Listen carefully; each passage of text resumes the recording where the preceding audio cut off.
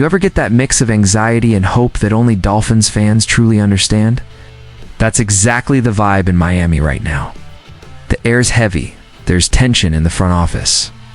And this team's out here trying to prove it still has that champion DNA. Players are speaking from the heart.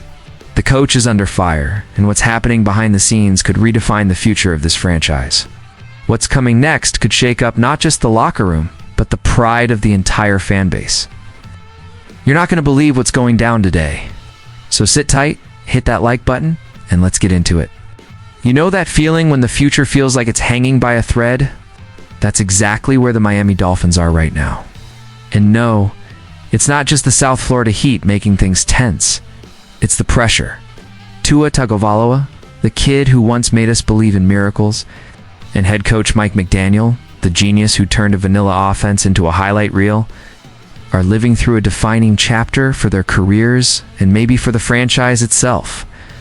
The rumors started quiet, just whispers around Hard Rock Stadium, but now it's a full-on national debate. After the mutual split with GM Chris Grier, everyone's asking the same question: what's next? Tua's got a monster deal for years, over $200 million. That kind of contract hits the cap hard, and his recent numbers haven't been helping. 14 turnovers in 10 weeks and ranked near the bottom of the league? Tough to admit, but numbers don't lie. But hold up. Real fans know Tua is not just about stats. After that win over the Buffalo Bills, when he spoke to the media, you could feel it. "We want to play for each other," he said with that calm, stubborn kind of confidence only real leaders have. You could tell he's holding it all together. The offense, the locker room, the whole vibe. His message was simple, but powerful. Unity. "Stay together," he said, looking ahead like he sees something we don't yet. And that's the word that defines this moment, unity. Because let's be real, if the Dolphins fall apart now, it won't just show up on the scoreboard. Stephen Ross, the owner, was planning to keep things steady until 2026 before making any big changes. But if this season goes south, does he really wait that long? Do McDaniel and Tua even get the time to prove this project still works? There's a lot on the line. The trip to Madrid to face the Washington Commanders, a team struggling just as much, might look like another game on paper. But in reality, it's a turning point. A win overseas, away from home, under all that spotlight, would mean way more than just another W. It would be a pulse check. Proof that there's still fight left in this team. And here's the thing, even with all the noise, Tua keeps talking like a man who refuses to give up. "We know what we signed up for," he said. That line sticks. Because anyone wearing aqua and orange knows what it means to be a Dolphin. You fight when nobody believes. You stand tall when the world's waiting for you to fall. And that's not even the craziest part of today's story. You know that moment when you look at the scoreboard, see the win, and think finally things are clicking? That's exactly how it felt after beating Buffalo. The fans went nuts. McDaniel exhaled, and for a second it looked like the ship was steady again. But if you dig deeper, you'll see there's a much bigger story. One that could change the entire direction of this team in the months ahead. Mike McDaniel sitting at 31 wins and 30 losses since taking over in 2022. A middle-of-the-road record. Sure, but numbers don't tell the full story. Let's be fair, how do you judge a coach who's had to play 10 games without his starting quarterback? That would wreck any franchise's rhythm.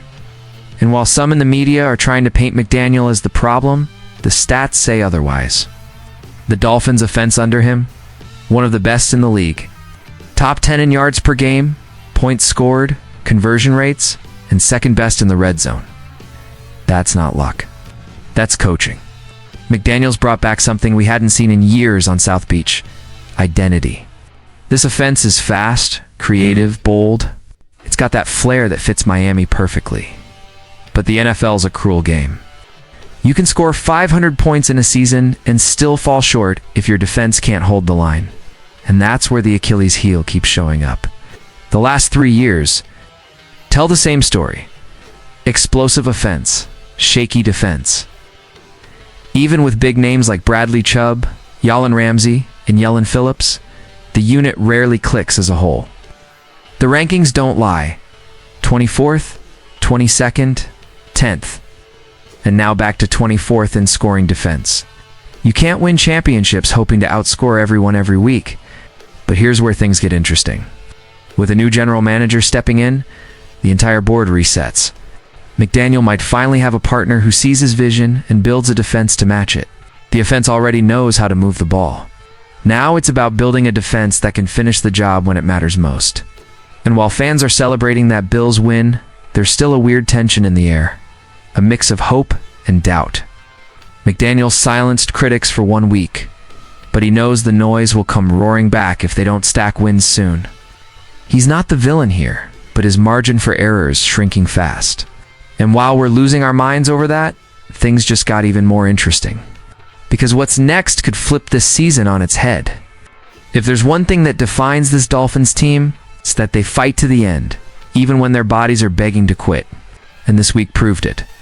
After all the injuries, the lineup shuffles, and the chaos. There's finally a bit of good news for the offensive line, but of course, in Miami fashion, it comes with a catch.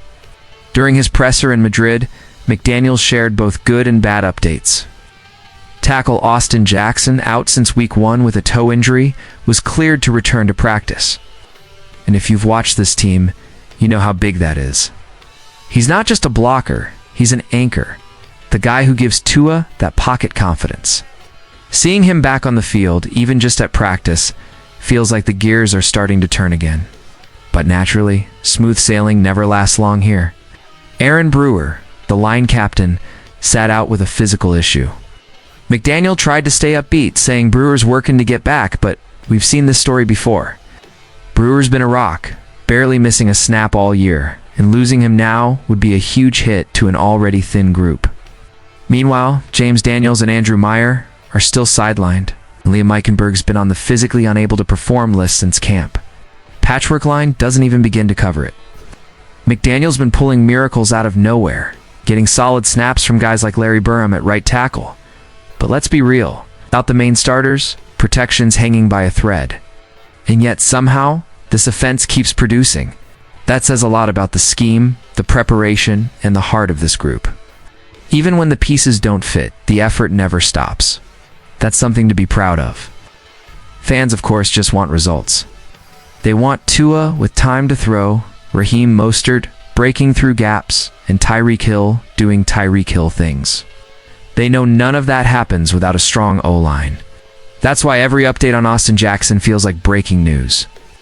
This matchup against the Commanders in Madrid might seem symbolic, but it's a real test. It's time to see if this patched-up line can hold, if the fight continues, and if this team can weather yet another storm. With the bye week coming up, every single snap counts. And the best part? Even through all the uncertainty, there's this buzz, like something's about to flip. Maybe this is the spark that reignites the Dolphins' fire. At the end of the day, what defines the Miami Dolphins isn't the wins or the losses. It's the refusal to quit. Through injuries, criticism, and doubt, one thing remains solid: heart. Tua, McDaniel, every player in that locker room, they're fighting for something bigger than stats. They're fighting for respect for a fan base that never walks away. So now I've got to ask, do you still believe in this turnaround? Drop a comment, hit that like, and subscribe, because this story's just getting started. Fins up, always.